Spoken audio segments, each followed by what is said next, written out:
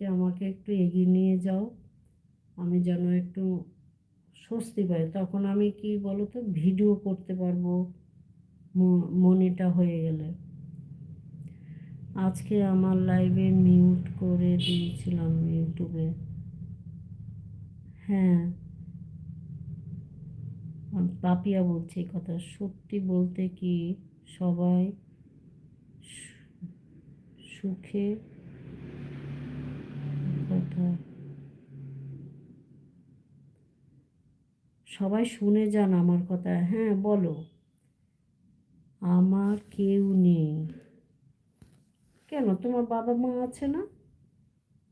আমার সবাই আছে, থেকেও কেউ নেই।